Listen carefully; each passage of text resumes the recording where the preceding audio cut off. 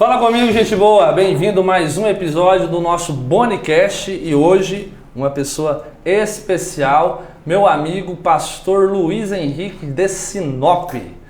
Luizão, bem-vindo, Luizão. Obrigado, Boni. Que honra ter você aqui hoje para nós batermos um papo no Bonicast.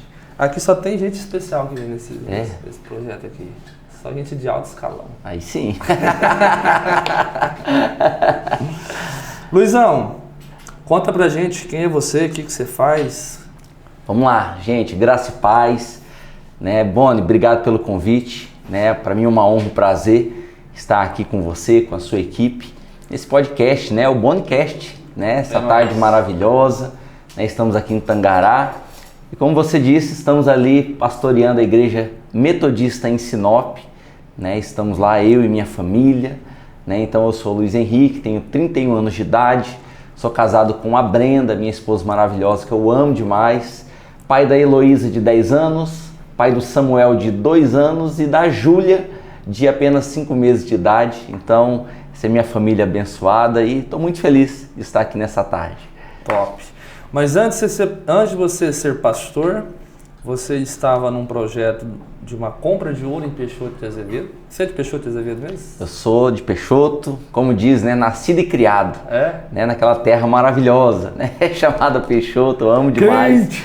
Peixoto quente, calor, quase ali no Parazão, bem no norte do Mato Grosso. É uma cidade que eu amo de coração. Então nasci em Peixoto, lá eu tive um encontro com Jesus, na igreja metodista. Pude servir por alguns anos ali em Peixoto e agora Deus nos enviou para essa obra maravilhosa, pastorear ali em Sinop. Tá. Antes de estar na igreja, antes de você sair lá de Peixoto para Sinop para ser pastor, você estava numa compra de ouro. Isso. O que vem antes da compra de ouro? Como que é a sua trajetória profissional? Profissional? O que você já fez na sua vida? Comecei a trabalhar, pastor Boni. Meus pais, eles sempre me incentivaram a trabalhar, me ensinaram a trabalhar desde cedo, Então, quando eu tinha cerca de 12 anos de idade, eu lembro que minha mãe me colocou para trabalhar numa sorveteria de uma amiga dela, para mim poder estar ajudando ali a servir sorvete, atender as pessoas na sorveteria, Então, desde os 12 anos de idade, eu sempre trabalhei assim com o público, atendendo pessoas, Então, eu lembro que depois de um tempo trabalhando nessa sorveteria, eu descobri. Na época eu não me recordo muito bem quanto eu ganhava, mas era em torno de R$20 por mês, a qual desses R$20 a sorveteria me pagava 10 e minha mãe inteirava com mais R$10 só para me incentivar a querer ficar no trabalho, a querer trabalhar. Eu tinha cerca de 12 anos de idade, Então era um valor ali simbólico, não era muito dinheiro, mas era um incentivo já, porque meus pais tinham um desejo, e sempre ensinaram a gente a trabalhar desde de cedo, o valor do trabalho, da dignidade do trabalho. Então isso foi aplicado. Então eu lembro que eu trabalhei nessa sorveteria, depois eu fui fazer cobrança, de notinhas, para uma farmácia que meu pai trabalhava em Peixoto. Depois eu fui ser cobrador do clube lá de Peixoto, um clube de piscina, de social, onde as pessoas iam lá, um clube de lazer. E daí tinha as mensalidades, então eu era o cobrador desse clube, onde de bicicleta eu andava pela cidade ali, indo nos comércios, nos associados, recebendo as notinhas. Então desde muito novo mesmo, sempre trabalhando, e a gente sempre ali foi ensinado a trabalhar. Eu me lembro que quando eu tinha cerca de 16 anos de idade, 15 para 16, eu fiz um curso.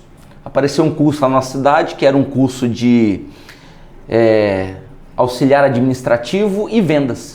Então nós fizemos esse curso ali, eu fiz, meus pais me colocaram nesse curso. Então eu fiz um curso ali de auxiliar administrativo e vendas, onde eu aprendi algumas coisas básicas sobre administração e um pouquinho sobre venda. Eu lembro que quando eu terminei esse curso, eu tinha 16 anos de idade. E eu falei, agora que eu terminei o curso, eu vou caçar um emprego, vou procurar um emprego agora, eu quero trabalhar. Então eu estava ali já no 3º ano da escola, do ensino médio. Então eu lembro que eu tinha alguns amigos de escola, uns amigos na cidade, que o pai deles, eles eram dono de uma loja de móveis lá em Peixoto. Então, e o pai dele, assim, um empresário bem sucedido na cidade, de nome, e eu admirava muito, assim, eles, a família, o pai deles, Então eu falava, eu vou pedir emprego lá naquela empresa, lá naquela loja, eu quero trabalhar lá, eu quero ser vendedor lá naquela loja. Loja bem conceituada na cidade. Com 16 anos de idade eu montei, porque nesse curso a gente aprendeu a montar um currículo. Certo. Né? Então eu aprendi ali como se fazia um currículo.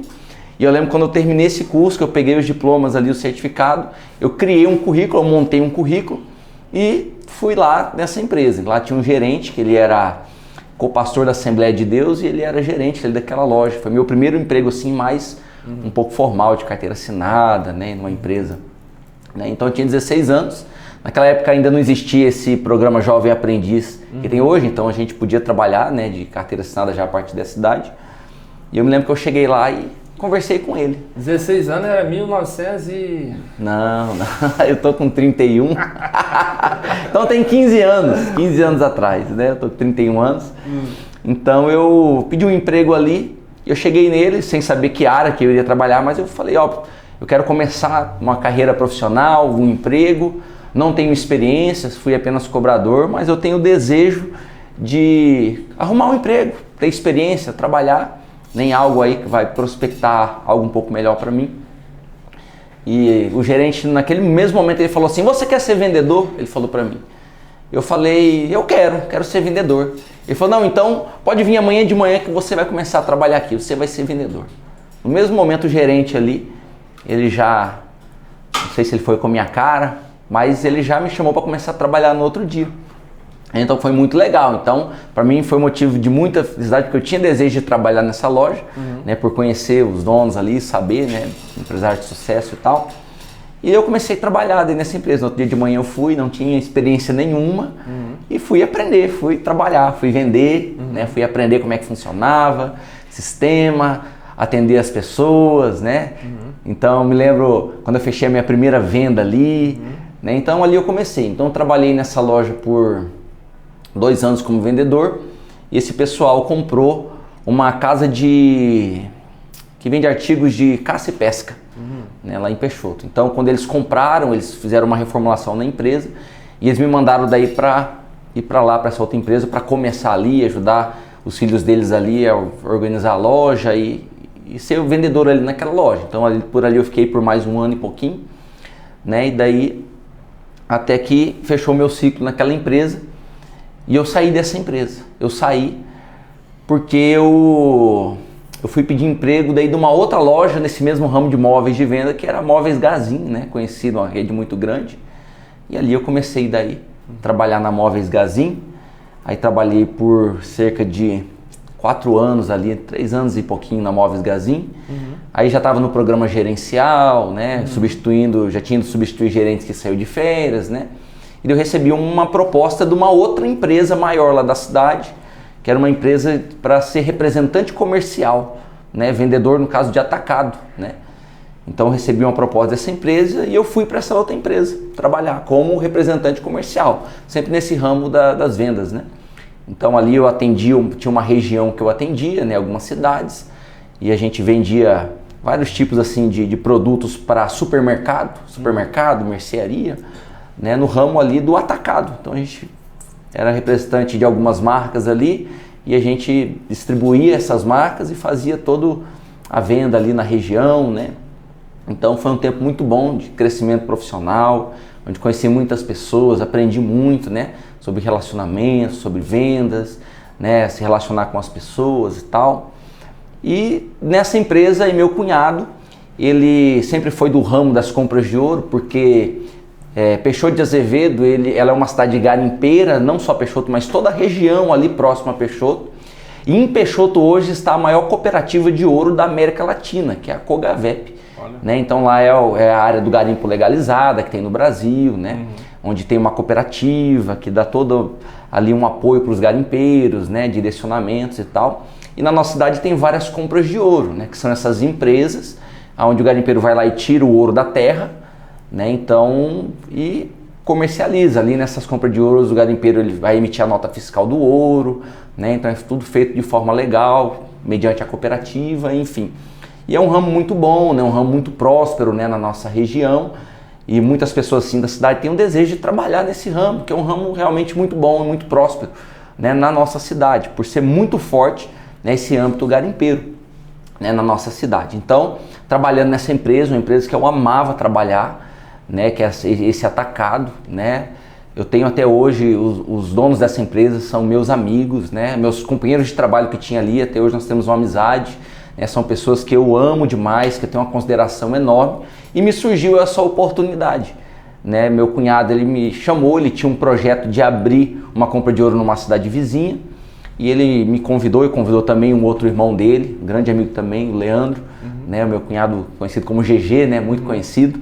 Né, um grande parceiro também, uma pessoa fantástica, fenomenal, que eu também amo de coração, e ele me convidou, fez o convite. Ó, tem um projeto de montar uma compra de ouro em Nova Guarita, que é uma cidade que fica 65 km de Peixoto, por uma estrada rural, né? Então lá ainda não tinha compra de ouro, mas tinha surgido alguns garimpos ali naquela região e tal.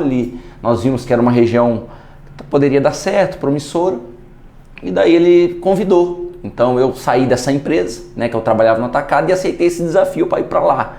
Né? Nós não sabíamos se ia dar certo, nós não sabíamos se lá ia ter ouro para comprar, como funcionava a praça ali. Simplesmente nós aceitamos o desafio, essa proposta, e falou, vamos para cima. Né? Então assim eu entrei nesse ramo do ouro, onde eu fiquei por 3 anos, né? 3 anos nesse ramo da compra de ouro, e nós instalamos a empresa lá. Né? Meu cunhado montou a empresa ali, nós fomos para lá para poder cuidar para ele, né, tocar, ele deu todo o suporte ali pra gente, e nós começamos ali nesse ramo daí do ouro, e graças a Deus foi caminhando, foi dando certo, né, até hoje a compra de ouro está lá, né, então fomos conquistando alguns clientes, fazendo algumas parcerias, e foi um tempo muito bom também, de muito aprendizado, e de um crescimento profissional também para mim muito grande, né, porque daí ali eu evoluí financeiramente, né, passei a ganhar um pouco mais do que eu ganhava em outras empresas, né. Eu tive uma oportunidade, né, muito boa que eu recebi nesse ramo da compra de ouro. Até que me surgiu a oportunidade, né, o grande desejo que eu sempre tive no meu coração, o chamado que eu sempre soube que Deus tinha para a minha vida, que era me tornar um dia um pastor, né, viver integral na obra de Deus, servir as pessoas, servir a Deus e ao reino, né, do Senhor. Né, e dessa forma daí apareceu a oportunidade de pastorear em Sinop, e eu tive que tomar uma decisão, né, que foi uma decisão muito difícil. Né? Só que antes de pastorear Sinop, você já estava... Nós estávamos ali. Ativo na igreja em Peixoto. Isso. Então, na carreira profissional, né, foi mais ou menos dessa forma. Né? Então, essa foi a minha trajetória profissional. Né? Então, Deus sempre me abençoou, graças a Deus. Desde quando eu comecei a trabalhar, sempre foi avançando e evoluindo na carreira profissional. Né? A gente sempre deu passos né, maiores de onde nós estávamos. Deus abençoou muito a gente. Né? Então, mas sempre ativo na igreja, né? Sempre ali servindo na igreja, na liderança dos jovens, né? Servindo no que precisava da igreja. Nós sempre fomos bem ativos ali na igreja, né? E daí surgiu, é onde nós estamos hoje, né? Como pastor em Sinop. Então, profissionalmente, essa foi a minha trajetória profissional, né? Onde eu comecei lá atrás e até onde ali eu trabalhei por último, que foi essa empresa do ramo do ouro, né? Uma empresa que era familiar, né? Meu cunhado, o irmão dele, né? E nós estávamos ali e deu certo. E graças a Deus foi um tempo muito bom mesmo, onde nós conhecemos novas pessoas, conquistamos clientes, né? Pudemos ali ter grandes conquistas ali naquela cidade, e foi um tempo muito bom profissional que a gente viveu. Luizão, você trabalhou com vendas, né? Depois foi para... Primeiro, você trabalhou na sorveteria, que também era venda, né? Lidando com atendimento ao público. Atendimento ao público, né? Depois foi ser cobrador, né? E aí trabalhando com vendas, né? Como auxiliar administrativo, vendas. E depois um tanto na gestão, não é? Isso? Sim. Da Gazin. Isso, sempre como vendedor, mas já no programa gerencial deles. É que lá o vendedor sobe para o cargo de gerente, né? Quando desempenha algumas funções, né? Então, legal. E na compra do ouro, você estava trabalhando ali, atendimento também, né? Atendimento. Né? Então, por mais que nós não vendíamos um produto, a gente comprava um produto, mas eu gosto de dizer assim, tudo é vendas, né? Sim. Então, tudo é vendas. Então, tudo é vendas. Então a compra de ouro era um ramo um pouco diferente, porque nas outras empresas que eu trabalhei com vendas de produtos, né, produtos físicos e tal, então você sempre tinha que oferecer, né, um produto, tentar vender o seu produto ali, né, e tal. E na compra de ouro, você não vende nenhum produto físico, você compra um produto que é o ouro produzido pelos garimpeiros ali da região. Certo. Só que para você comprar o ouro, você precisa vender algo para eles, né, que é a confiança, porque é um ramo que ele gira em torno de confiança, né, de confiança, né. Então, ali eu aprendi, né, que tudo é venda. Eu aprendi nessa empresa de compra de ouro. Legal. Porque por mais que nós comprássemos algo, mas para comprar, a gente precisava vender credibilidade.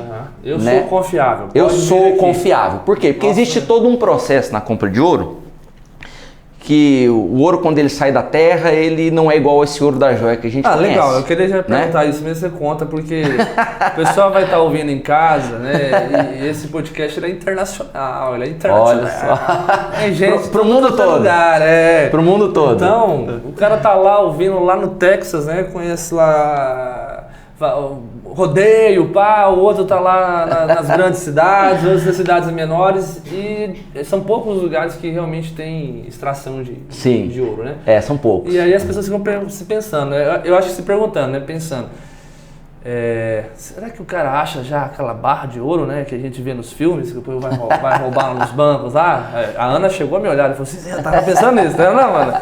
Você tava pensando, será que aquela barra de ouro, né? O pessoal pega, o quanto que pesa aquilo ali? Ele falou pra mim que 1 quilo de ouro é desse tamanhozinho, né? É uma barrinha. É uma bolinha assim, então, cara... Conta mais ou menos o tamanho do celular, sim.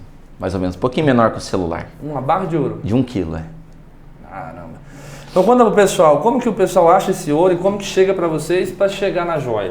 Então, aí é um processo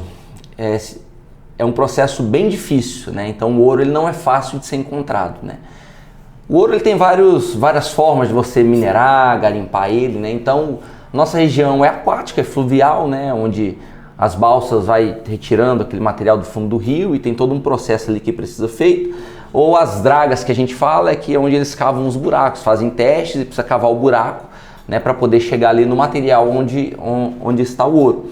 Então quando o ouro ele sai ali da terra, na nossa região existe, mas não é o ramo mais forte, ele não é aquele ouro em pepita que a gente vê. Sabe aquelas pepitas de ouro? Ele é como se fosse um talco, ele é um ouro em pó.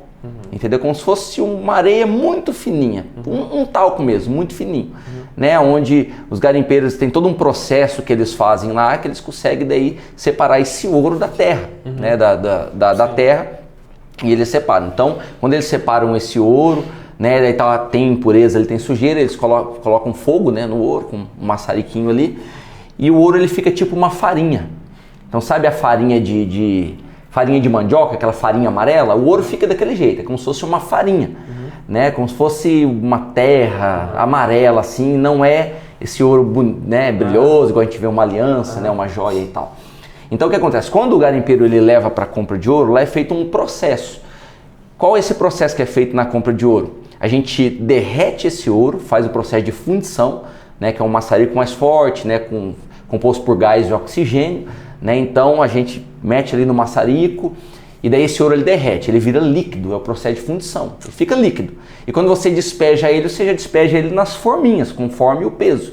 Então tem a forminha de 50 gramas, de 100 gramas, né, e etc.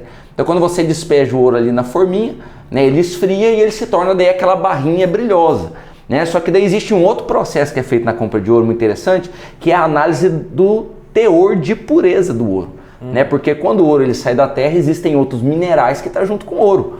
Prata, cobre, chumbo, isso são minerais que eles se misturam com o ouro. Então, por exemplo, está lá uma barrinha de ouro, 50 gramas de ouro.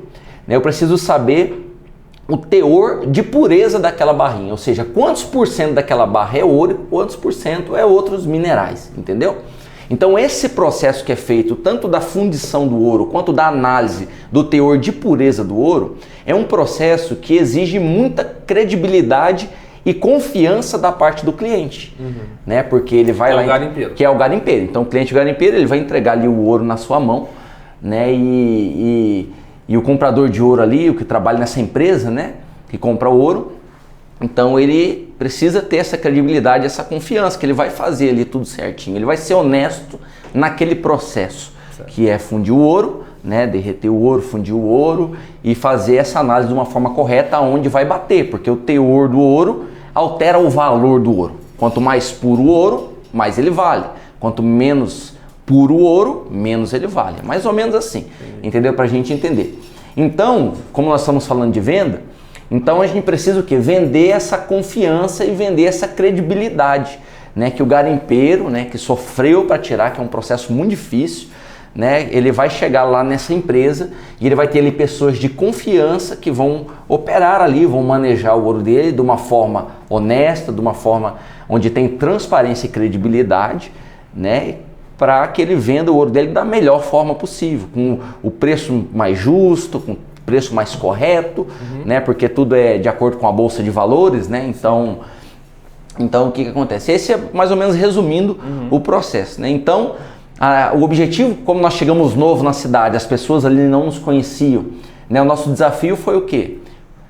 Passar credibilidade, né? Mostrar para os garimpeiros daquela região que nós éramos pessoas sérias, né? Que trabalhavam com ética, que trabalhavam com integridade, que trabalhavam com honestidade, que eles poderiam confiar de comercializar o ouro deles ali, que eles não seriam enganados, não seriam de alguma forma passados para trás, né? Então, ou seja, nós precisávamos vender uma confiança, né? Nós precisávamos vender essa credibilidade, né? Então, por isso que eu falo, né? O assunto que nós estamos falando é que tudo é venda, né? Legal. Tudo é venda. Você vende a sua imagem pessoal, né? Você vende a credibilidade, você vende para as pessoas aquilo quem você é, né? Então, mais uma curiosidade sobre a compra do ouro. Sim. O garimpeiro, ele trabalha na terra de quem?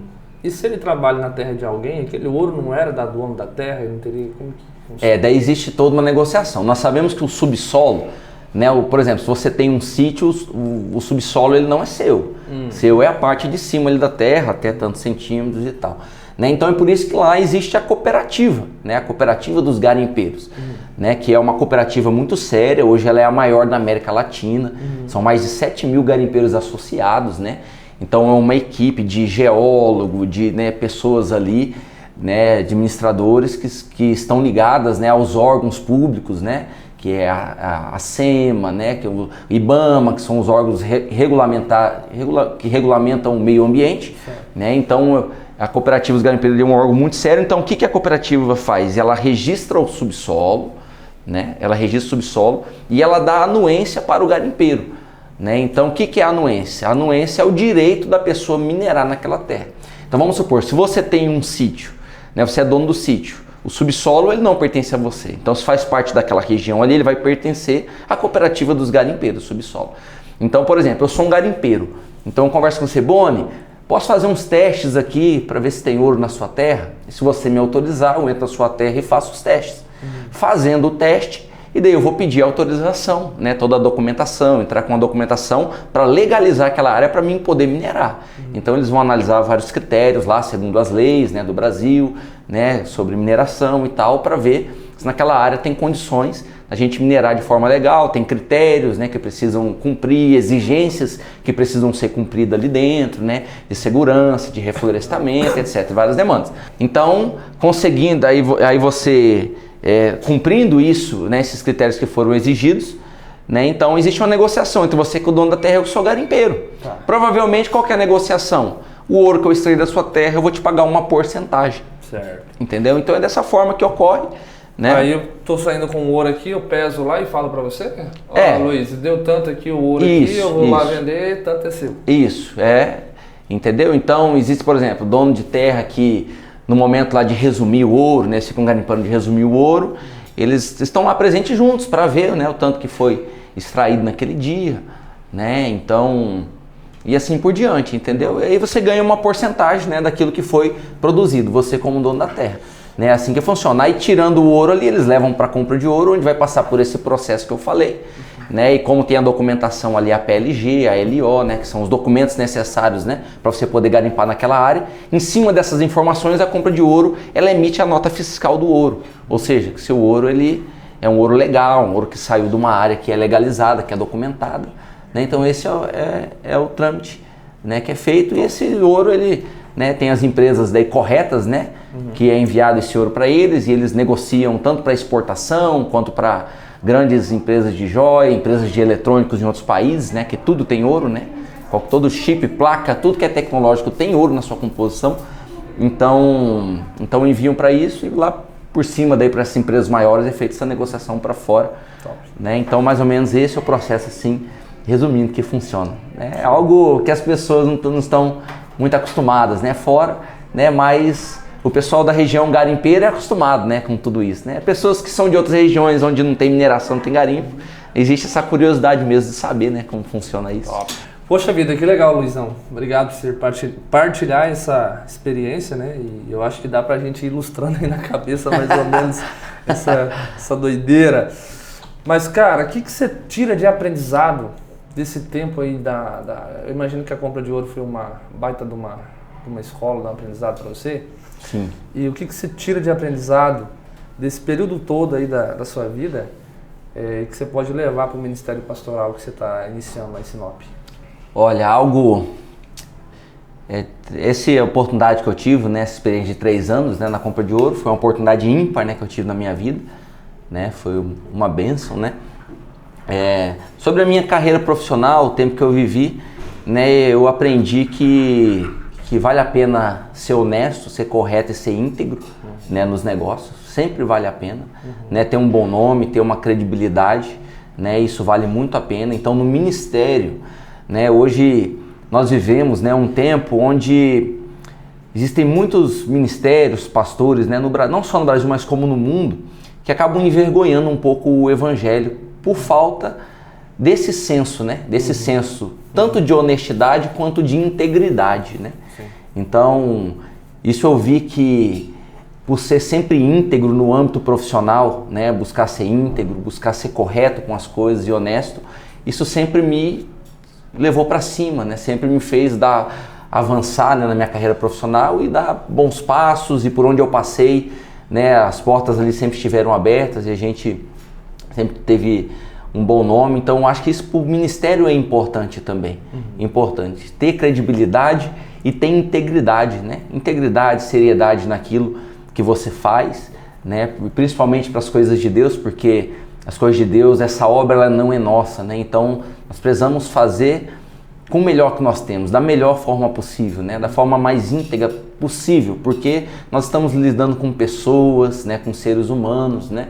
Então isso é importante, né? Isso é importante, né? Então para a igreja do Senhor crescer e alcançar pessoas e realmente mudar a vida e realidade de pessoas, né, é necessário que o líder espiritual, né, o pastor, a pastora que está à frente ali da obra, e os membros também, eles possam ter essa referência, né, de integridade, né, e de seriedade naquilo que faz, né? Então eu acho isso muito importante. Então isso eu aprendi na minha carreira profissional, trabalhei com pessoas muito honestas, tive gerentes em empresa que eu trabalhei que eram homens, pessoas muito íntegras, muito corretas, né? Então a gente pôde ter uma lição, né, muito grande, né, nessa área que é algo muito bom para se trazer para o ministério. Né? Outra coisa que me ajudou também é o relacionamento com as pessoas, né, porque tudo é relacionamento. Né? Então na área das vendas, na área do comércio, né, você precisa se relacionar com as pessoas, né? Você precisa ali se relacionar, você precisa saber conversar, você precisa aprender a identificar o jeito das pessoas, porque nem todo mundo é igual, nem todo mundo pensa igual, né? Existem características diferentes nas pessoas, existem temperamentos diferentes, né? Então até eu tinha um gerente que falava pra gente que o vendedor ele precisa ser como uma esponja, né? Então, porque existem clientes que gostam mais de brincadeira, né? Mais daquele momento de sarro, existem clientes que são mais centrados, mais sérios, eles não gostam de muita piadinha, não gostam de brincadeira. Então identificar, né, a personalidade da pessoa, o jeito da pessoa, vai te ajudar no relacionamento, né? E o relacionamento ele gera intimidade, ele gera amizade, e isso era convertido em vendas, né? Isso era convertido em resultados, né? E no âmbito ministerial, nós estamos nos relacionando com pessoas, né? Então no reino de Deus, nós estamos nos relacionando com pessoas, né, que tiveram momentos difíceis na vida, que estão sofrendo com alguma coisa, né? Existem pessoas de todo tipo de personalidade, de jeito, né? Então, para o ministério, você saber desenvolver um bom relacionamento com as pessoas, saber entender o jeito de cada pessoa, também ajuda a ser eficaz no ministério. Você consegue ser bênção, né, de uma forma melhor, vamos dizer assim, na vida, né, das pessoas que estão ali, que Deus tem colocado no nosso caminho. Então isso foi duas coisas. Né? Agora, algo interessante que aconteceu comigo nessa experiência da compra de ouro que eu tive, né? Eu estava trabalhando ali numa empresa maravilhosa, com pessoas maravilhosas, nós tínhamos clientes maravilhosos, né? Então eu estava ganhando um salário aparentemente bom, né? Que em outros empregos eu ainda não tinha conseguido conquistar, né? Um salário muito bom, mas eu aprendi ali também algo muito importante, né? Muito legal, né? Que acima do sucesso profissional, do sucesso financeiro, estar no centro da vontade de Deus é mais importante para a nossa vida, né? Então foi isso que norteou a minha decisão, né? De sair desse emprego bom que eu estava, onde eu estava tranquilo ali, né? Estava feliz onde eu estava, para vir para o ministério pastoral, né? Então algo assim que despertou na minha mente, que me ensinou muito, foi o seguinte: viver por propósito é melhor do que viver por dinheiro, né? Então isso eu aprendi desse tempo ali, porque chegou um momento na minha vida que eu precisei tomar uma decisão, né? Entre uma vida financeira ali um pouco melhor, né? Um emprego ali que me dava alguns privilégios, né? Que me dava algumas regalias, ou realmente cumprir um propósito, né, de vida a qual eu tinha convicção que eu fui chamado para fazer, certo, que é o ministério pastoral, né? Então chegou nesse momento que eu precisei tomar essa decisão, né? E eu tomei a decisão pelo propósito, né? Pelo propósito, porque por mais que nós estávamos ali trabalhando e as coisas estavam dando certo, tinha momentos que eu me sentia como um peixe fora d'água, sabe? Então profissionalmente estava bacana, estava show de bola, estava uma bênção, mas eu não conseguia sentir que ali era o centro da vontade de Deus para minha vida, se assim eu posso dizer, né? O que eu estava ali por um propósito, né, maior, um propósito a qual eu fui chamado, né? Então eu não sentia isso. Então eu trouxe essa grande lição, né, para o meu coração, até que surgiu, né, a oportunidade, né, de vir para o ministério pastoral, né? Então no ministério pastoral a gente sabe os desafios daqueles que estão começando no ministério, né? Então o salário não é lá, né, essas coisas, dá pra gente se manter ali, né? Mas não é um salário perto, entendeu? Então é como se financeiramente diminuir um nível, vamos dizer assim. Mas hoje eu sinto, não só eu, mas a minha esposa também, a minha família, a gente tem a convicção, nós estamos felizes, nós temos a convicção que nós estamos agora fazendo aquilo que nós nascemos para fazer, aquilo que nós fomos chamados para fazer, né? E eu acredito que as pessoas, né, muitas pessoas hoje no mundo, elas estão frustradas porque as suas decisões, elas são tomadas sempre baseadas em cima do dinheiro, né, e não em cima de um propósito específico, né? Então quando você toma decisões baseadas num propósito específico, um propósito que existe no teu coração, algo que você ama fazer, algo que você gosta de fazer, o sucesso financeiro, o sucesso profissional, né, se for área profissional, ou ministerial, se for área ministerial, ele vai ser uma consequência, né, de você estar ali cumprindo um propósito de vida, né? Então viver por propósito, ele é melhor do que viver apenas por dinheiro,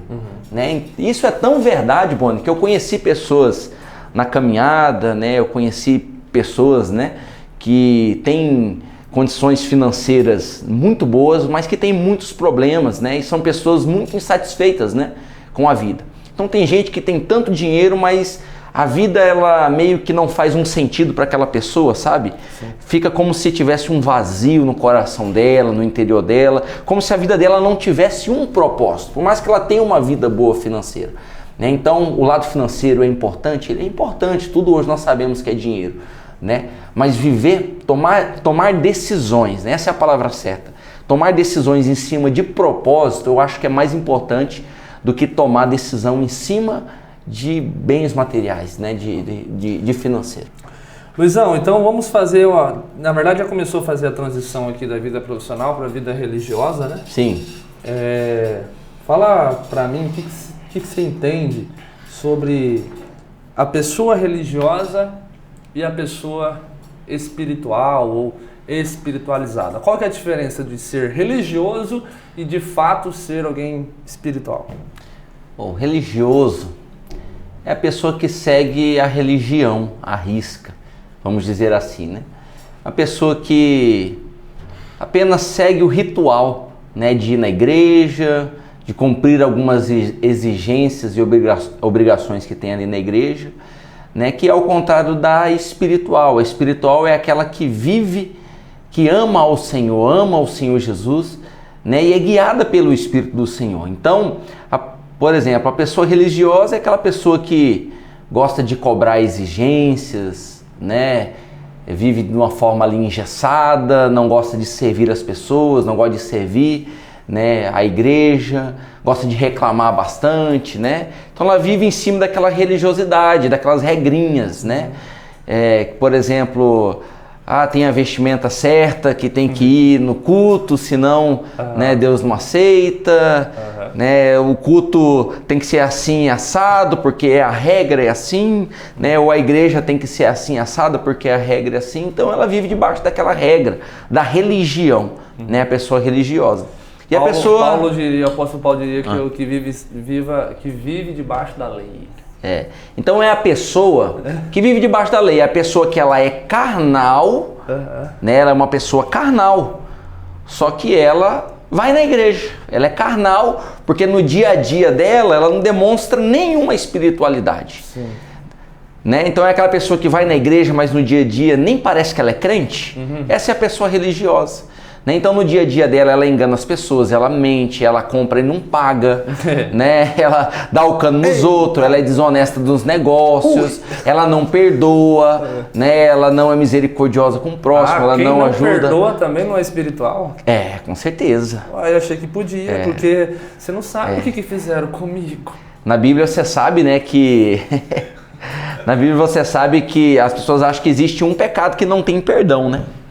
Mas existe pelo menos 2, né? Dizem que tem 3, né? Mas vou citar pelo menos 2 pecados na Bíblia que não existe perdão. A primeira, que é o que todo mundo fala, é a blasfêmia contra o Espírito Santo, né? Sim. Jesus fala que não tem perdão. E o segundo pecado que não tem perdão é a falta de perdão. Porque a Bíblia fala que nós somos perdoados quando nós perdoamos.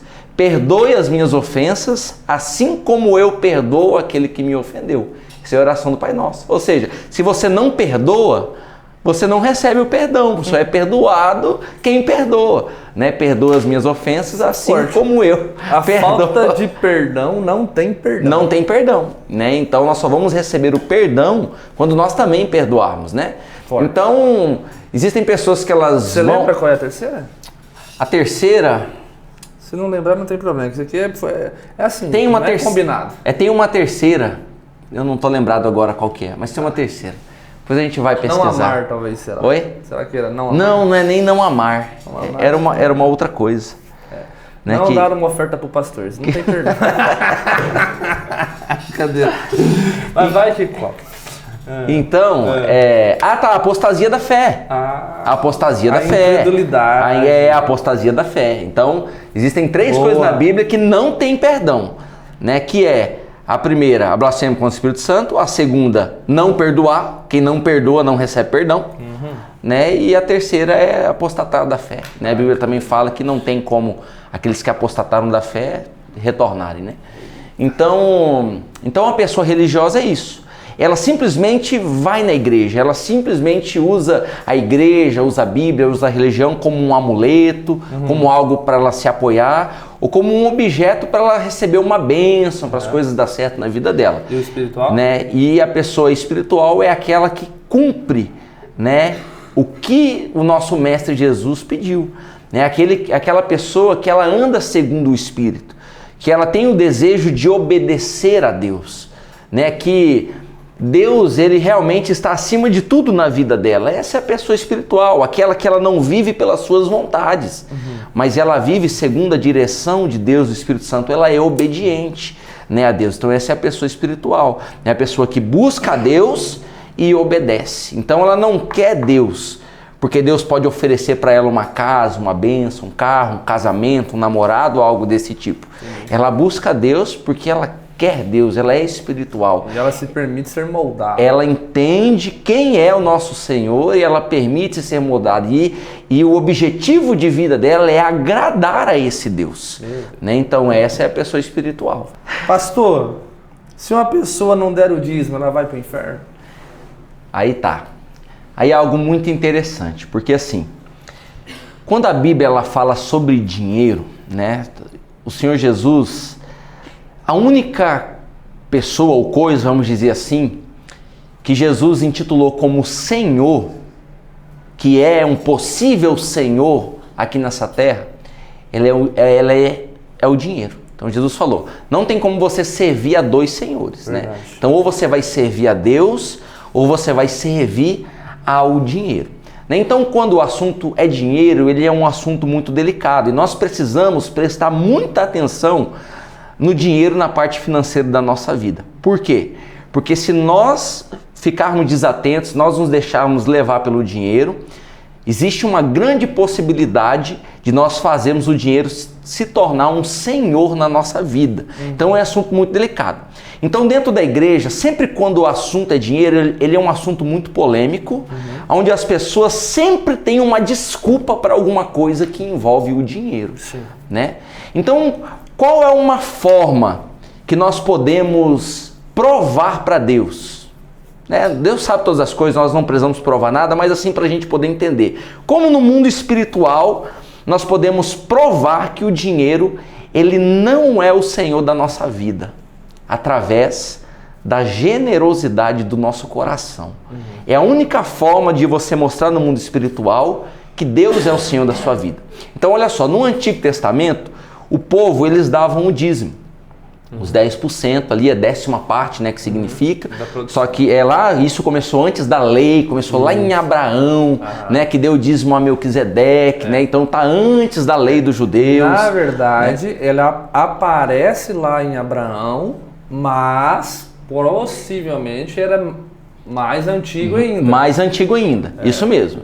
Né, era mais antigo. Então lá em Abraão, né, foi dado ali o dízimo, né, Melquisedeque, depois através da lei isso foi institucionalizado, vamos falar, se foi botado ali como uma regra, porque toda a lei era para direcionar o povo a agradar a Deus, né? Então eles feriam a lei, eles desagradavam a Deus, tinha que ir lá dar o sacrifício para poder se consertar com Deus, isso lá no Antigo Testamento. Só que hoje, no Novo Testamento, no tempo da graça, nós vivemos em uma aliança que é superior à antiga aliança. Então, qual que é o erro das pessoas hoje? As pessoas, elas acham que a graça, ela é uma aliança inferior à época da lei, que hoje é mais fácil, você pode fazer tudo e não pode, mas a nova aliança que veio através de Jesus, através da graça, ela é uma aliança superior. E nós precisamos entender que em Jesus o nível não baixou. Em Jesus o nível de excelência das coisas que estão relacionadas a Deus é superior, subiu, aumentou o nível de excelência. Por quê? Porque Jesus ele se entregou por um todo, né? Por um todo.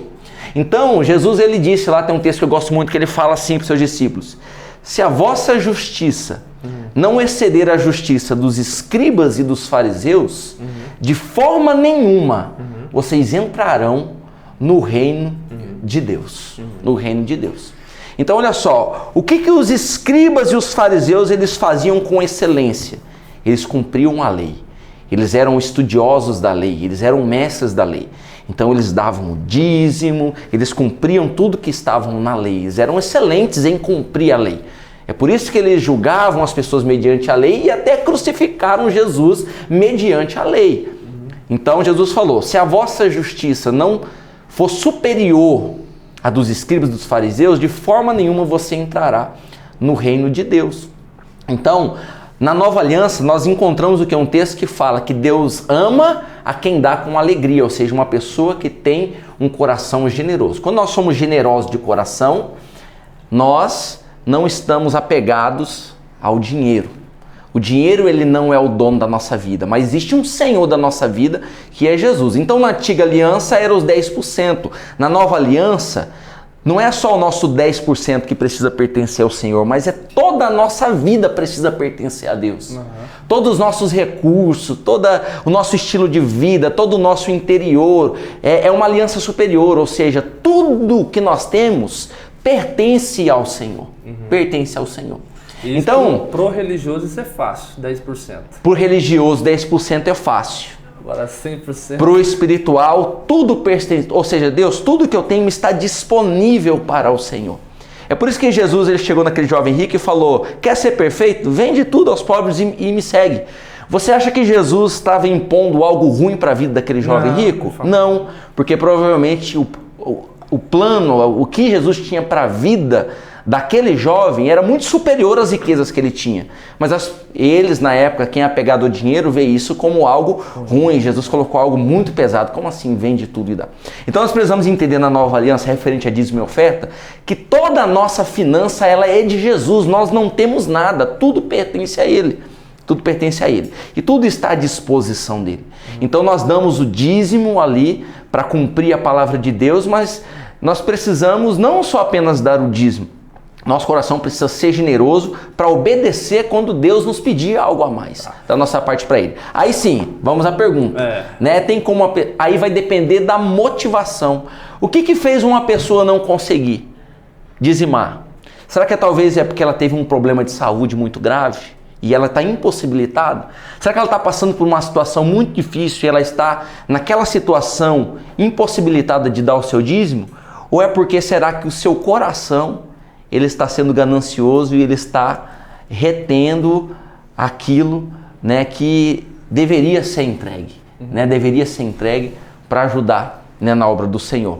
Então a motivação, né, é o que vai definir se a pessoa vai ser salva ou não. Se você não dizima, porque o dinheiro ele está controlando a sua vida, ele se tornou um senhor, e você fez cálculos, e você acha que é muito, e você acha, e fica botando um monte de desculpas, existe sim a possibilidade daquilo sim te levar para o inferno. Mas não porque você não dizimou, mas isso. Por aquilo que está mais profundo. Mais profundo, é isso mesmo, entendeu? A questão do dízimo, ela é mais profunda.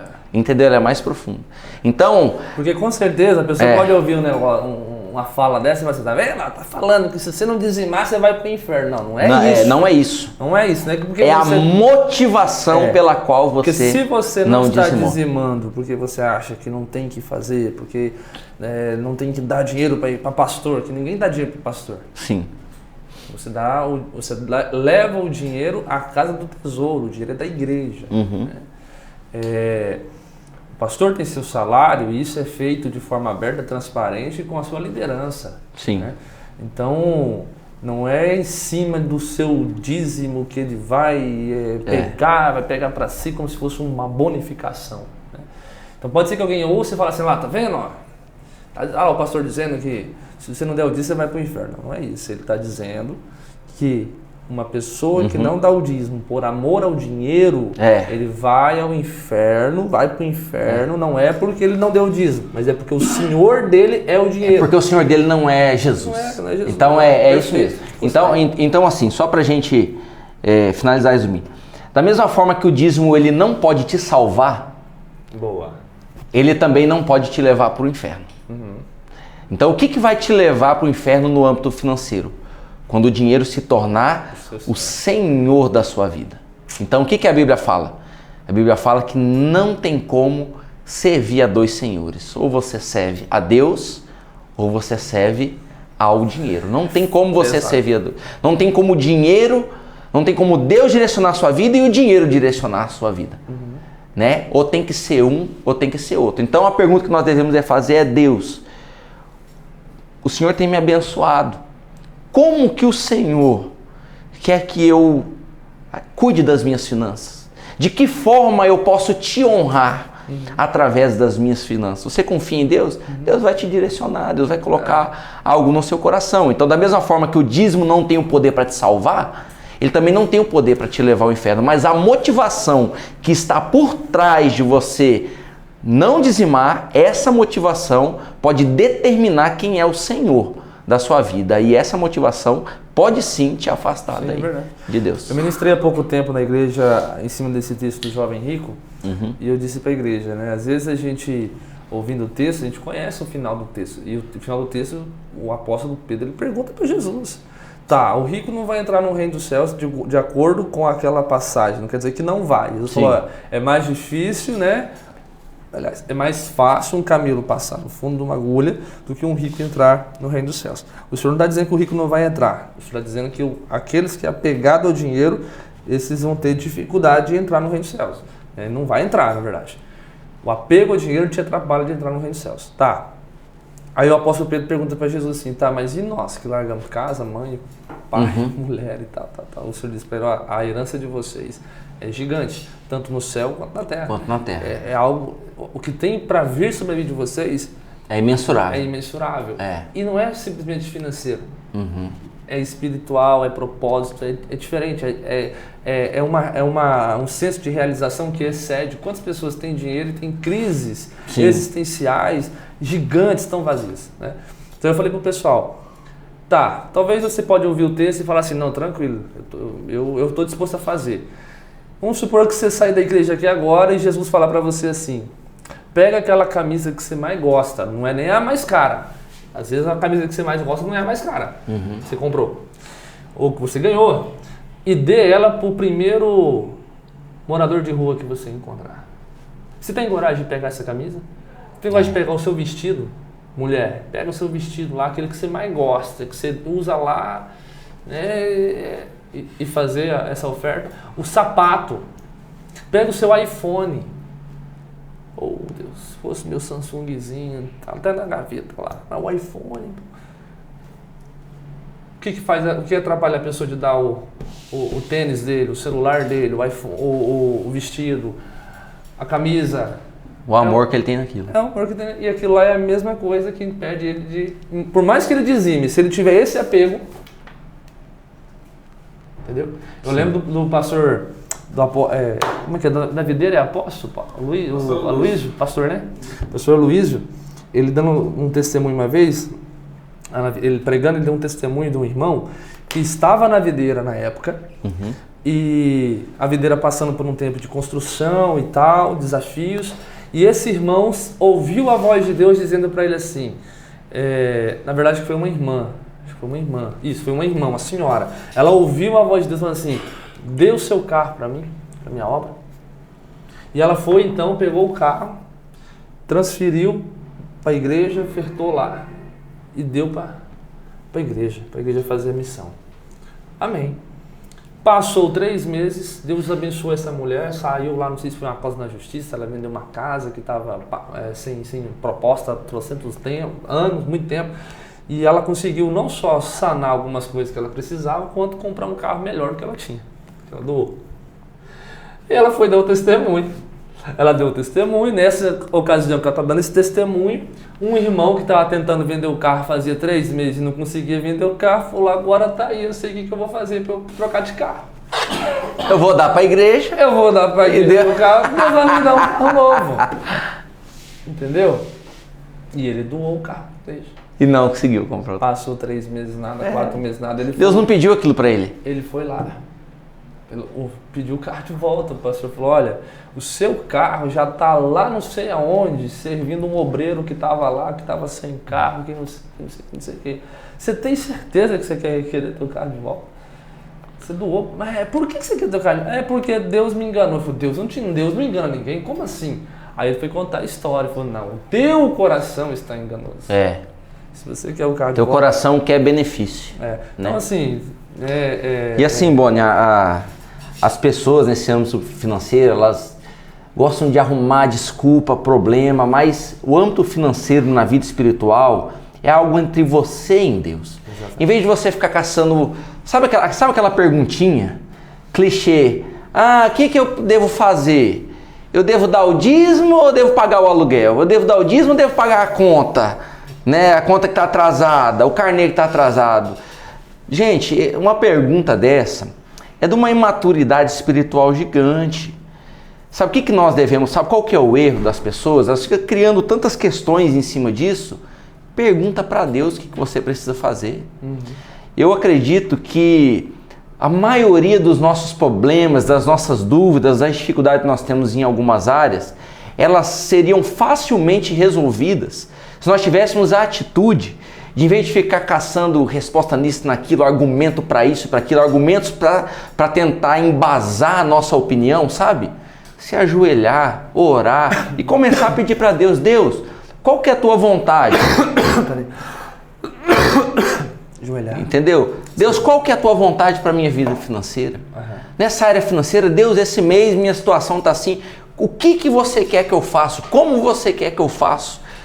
Deus, ele é fiel para responder aqueles que perguntam com sinceridade, aqueles que perguntam sem interesse pessoal. Quando você pergunta algo para Deus e o seu desejo é agradar a Ele, é fazer a vontade dEle, Ele é fiel para te mostrar o que você deve fazer. Então resolveria muito desses problemas questão financeira, quando a pessoa, em vez de ficar caçando um monte de argumento, fazendo um monte de pergunta, ela perguntasse para Deus, Deus, como que eu posso te honrar com as minhas finanças? E Deus vai dar uma direção, Deus vai dar resposta para ela, entendeu? Deus vai mostrar para ela como é a forma certa para ela fazer com aquilo, com o dinheiro dela. Né? Então, eu acho que só isso já resolveria muita coisa, né, nesse âmbito. Queridão, quantas pessoas você está liderando lá hoje, no tocante a líderes mesmo, né, que está ali servindo junto com você, que está te ajudando? E qual que é a dica que você dá sobre liderança? Que você lidera não só agora, Sim. Você está ali, você também era pastor de jovens, né? E tem essa vasta experiência que a gente já falou. Acho que a primeira coisa que o líder, ele precisa ser, né, para ter uma liderança eficaz, é ele ser exemplo. É a primeira coisa que eu acho, uma das mais importantes que eu acho. É o líder ser exemplo, é ele ser apaixonado por aquilo que ele lidera, né? Eu acho isso muito importante. Porque como que você vai exigir algumas coisas das pessoas se você não faz? Como que você vai exigir uma seriedade? Como você vai exigir o comprometimento das pessoas? Como que você quer que as pessoas se entreguem para aquela obra se você não é exemplo nisso, né? Então, eu acho que a primeira coisa que o líder precisa ser é ser exemplo, né? Porque o líder, ele precisa estar à frente, né? É ele que direciona, né? É ele que mostra ali a direção para as pessoas, e tudo é feito através do exemplo, né? Através do exemplo. Então o líder, ele precisa ser exemplo, ele precisa ser compreensivo. Por que compreensivo? Porque cada pessoa, ela funciona de um jeito, cada pessoa, ela tem o seu tempo. Existem pessoas que elas captam as coisas mais rápidas, ou outras um pouco mais lenta. Cada pessoa, ela tem um ritmo diferente, né? Então o líder, ele precisa Um jeitão. o jeito diferente. Então a pessoa que lidera outras pessoas, né, ela precisa ser exemplo, mas ela também precisa ser compreensiva e aprender a respeitar o tempo das pessoas, né? E nesse tempo, né, respeitando o tempo das pessoas e através do seu exemplo, você vai incentivar essas pessoas a avançarem, a melhorarem, a crescerem, mas tudo respeitando o tempo das pessoas, né? Então o seu liderado, às vezes às vezes aquilo que em um mês um se tornou frutífero em alguma área, o outro às vezes vai demorar um pouco mais de tempo. Mas ela também vai conseguir alcançar, ela também vai ser frutífera, entendeu? Então essas são duas características que eu acho importantes na liderança. Primeiro, o líder ser exemplo, e segundo, ele ser compreensivo, né? E terceiro, para nós fecharmos por aqui, ele precisa ter uma visão bem clara e bem definida do que ele quer e para onde ele está indo, né? Então, quem não sabe para onde está indo, qualquer caminho serve, né? Como diz aquela frase, né? E uma visão não definida, ela é tão inútil como não ter uma visão, né? Então, quando você não tem uma visão clara, ela é tão inútil quanto não ter uma visão. Então, o líder, ele precisa ter uma visão clara daquilo que ele quer, daquilo que ele espera. Ele precisa ser exemplo, ele precisa ser apaixonado por aquilo que ele faz, e ele precisa, na sua liderança, também aprender a entender e respeitar o tempo, né, das pessoas que ele está liderando. Topper. Queridão, muito poderosa esse nosso bate-papo. E para nós encerrarmos com chave de ouro, nós temos um quadro que é o ping-pong. Ping-pong. O seu desafio é responder com uma palavra. Oh, Deus. Se passar Dá sabedoria, Senhor. Se passar de uma palavra, é 100 cada palavra de oferta para a Igreja Metodista de Tangará. Amém. Vamos fazer as reformas. Vamos lá. Você topa? Topo. Então põe o Pix aqui da igreja aqui já. Uma palavra. Uma palavra. Não é uma frase, né? É uma palavra. Uma palavra, Você pode pensar para falar a palavra. Tá. Entendeu? Vamos lá. O Luiz é? Luiz. Servo. Deus é? Tudo. A Bíblia é? Verdadeira. Família é? A base. Saúde é? Importante. A Igreja Metodista em Sinop é? Linda. Um homem que você admira? Jesus. Uma mulher que você admira? Minha esposa. Um lugar que te marcou? Um lugar que me marcou? Peixoto de Azevedo. Amo demais. Um livro ou um filme que marcou a sua vida? Um livro? Ou filme? Ou um filme? Os dois também. Pode ser os dois? Olha. Filme Até o Último Homem. Ah, top. Bom. Livro Ego Transformado. De quem que é esse? Não lembro o nome do autor. Ego Transformado. Legal. Top. Agora é o seguinte, Deus rasgou o tempo, o Cronos, o tempo dos homens e nos conectou com todo mundo ao mesmo tempo. E abriu essa janela para você falar e essa mensagem vai chegar pro mais novinho da Terra ao mais velho da Terra em todo o globo, na linguagem dele. Vai chegar para ele a mensagem. Amém. Qual é a mensagem que você mandaria? Essa não precisa ser uma palavra, né? Não. Já tá liberado.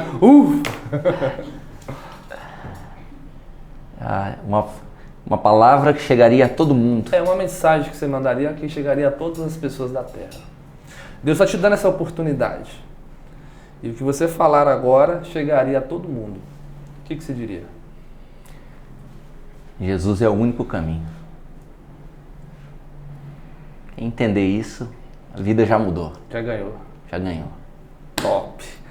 E as pessoas que querem seguir o Pastor Luiz, receber mensagem de Deus, tem mensagem no Instagram? Tem mensagem no Instagram, de vez em quando nós fazemos algumas lives de estudo bíblico. Legal. Né? Então, nos segue lá, nos siga no Instagram. Como que é o Instagram?